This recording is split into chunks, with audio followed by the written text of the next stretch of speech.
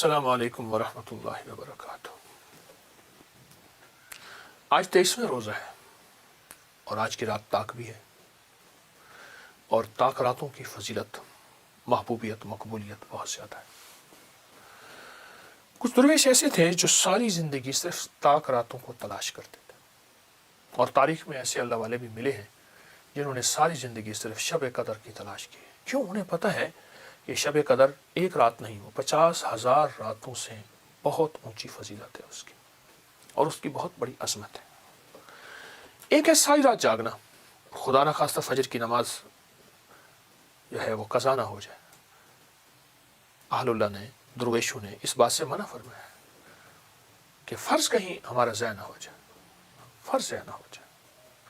ایک کیفیت یہ ہے زندگی کی، اور ایک کیفیت یہ ہے کہ آپ ایسا کریں، آج کا دن اور آج کے لمحات اور آج کی رات، آج کی صبح، آج کی دوپہر ایک چیز عمل کر لیں جو آپ کو انشاءاللہ طاق راتوں کی سچی برکات عطا کرے گا، اور طاق راتوں کا سچے لمحات میں آپ کا حصہ ملائے گا۔ سچے لمحات وہ یہ ہے کہ آپ، ایک آیت ہے، قل اللہم مالک الملک تؤتی الملک من تشاء وتنزع الملک ممن تشاء وتعز من تشاء وتذل من تشاء بیدک الخیر، بس یہاں تک۔ اب یہ آیت صبح پڑھ لیں، اس کو پہلے سے نکال کے رکھ لیں، موجودہ نکال لیں، نیٹ پہ نکال لیں، موبائل پہ نکال لیں، قرآن پاک میں لکھی ہے۔ جب پہنچے نا بیدک الخیر، اس کو سارا دن دہرائیں، ساری رات دہرائیں، سارا دن دہرائیں۔ اے اللہ، ساری خیریں تیرے ہاتھ میں ہیں، اللہ تو میرے ساتھ خیر کا معاملہ کر دے، اللہ میرا کام فلاں الجھا ہوا ہے، اللہ میری فلاں مشکل ہے، یا اللہ میری فلاں پریشانی ہے، یا اللہ میری فلاں ناکامی ہے، اے اللہ میرا یہ مسئلہ ہے، اللہ میری یہ الجھن ہے، بیدک الخیر، بیدک الخیر، بیدک الخیر۔ خیر تیرے ہاتھ میں ہے، خیر ہی و شر ہی من اللہ تعالی۔ اس کو اگر پڑھ لینا، بیدک الخیر، اور سوتے ہوئے باقی آیت کو پورا کر لیں، انک علی کل شیء قدیر۔ باقی کیوں؟ آگے کہتا ہے کہ اللہ تو ہر چیز پہ قادر ہے، تیرے ہاتھ میں خیر ہے تو یہ کر سکتا ہے۔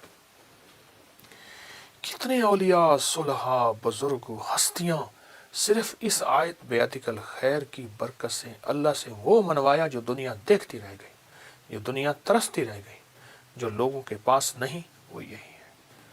یہ 23واں روزہ، 23ویں روزے کی عبادات، 23ویں روزے کی برکات۔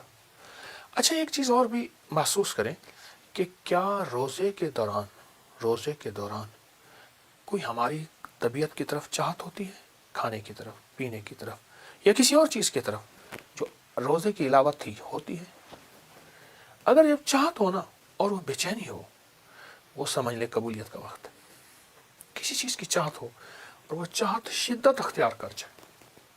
اب اللہ پاک جل شانہ کی امر سے چاہت آتی ہے، اللہ اس وقت آزما رہے ہوتے ہیں، میرا بندہ کیا دیکھ رہا ہے، کیا سوچ رہا ہے، کیا طلب ہے اس کی، کیا تڑپ ہے، اس کے اندر کیا چاہت ہے، کیا چاہت۔ مثلا ایک بندہ ہے، موبائل لے کے بیٹھا ہے، سامنے رکھ کے بیٹھا ہے، اور اس کے نقطے مٹ گئے ہیں، اور وہ یوں دے کے بیٹھا، اب اس کی چاہت ہے کہ یا اللہ یہ سامنے فگر میرے آ جائیں، یا میری یہ سامنے جو ہے یہ کال میری مل جائے۔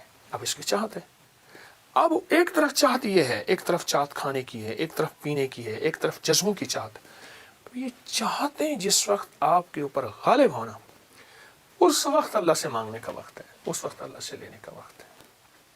اب ظاہر روزے کے ساتھ چاہت پوری نہیں ہو سکتی، چاہت ٹوٹے گی، اور اللہ یہی چاہتا ہے۔ اللہ کہتا ہے طبیعت توڑ، شریعت نہ توڑ، اپنی چاہت کو توڑ، میرے حکم کو نہ توڑ۔ یہ قبولیت کا وقت ہے، یہ مانگنے کا وقت ہے، یہ اس کی بارگاہ میں گڑ گڑانے کا وقت ہے، یہ اس کے خزانوں سے لینے کا وقت ہے۔ ضرور کیجئے گا۔ یہ ہر روزے دار کے ساتھ یہ چاہت کا ٹوٹنا آتا ہے۔ روزہ خود ہی چاہت کے توڑنے کا نام ہے، روزہ خود ہی چاہت کے توڑنے کا نام ہے۔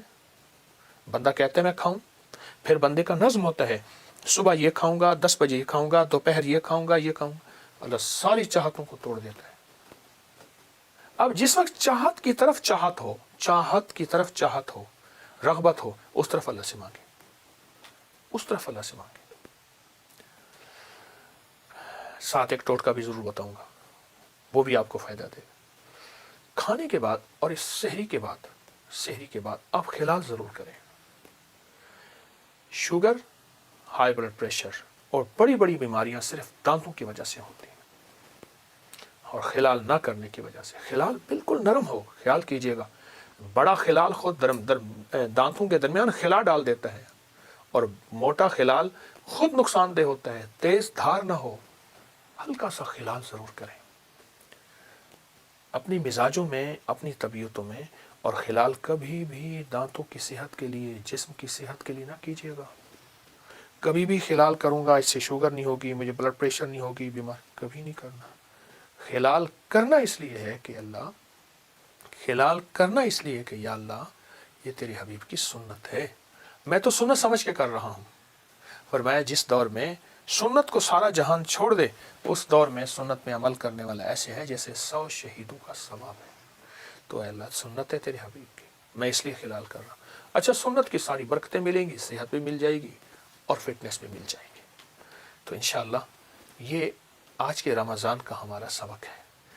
میں بھی محتاج ہوں، میرا بھی یاد ہو جائے، آپ کا بھی یاد ہو جائے، اور اس روزے کی برکتیں 100% مجھے آپ کو مل جائیں۔ سبق ایک دوسرے کو دہراتے رہا کریں، ایک دوسرے کو بتاتے رہا کریں۔ دوسروں کو بتانے والے کا پہلے سبق خود اپنا ہی پکا ہوتا ہے۔ انشاءاللہ اللہ کرے ہمارا یہ سبق موت تک پکا رہے، آخری وقت میں کہیں بھول نہ جائے انشاءاللہ۔ جزاک اللہ، السلام علیکم ورحمۃ اللہ۔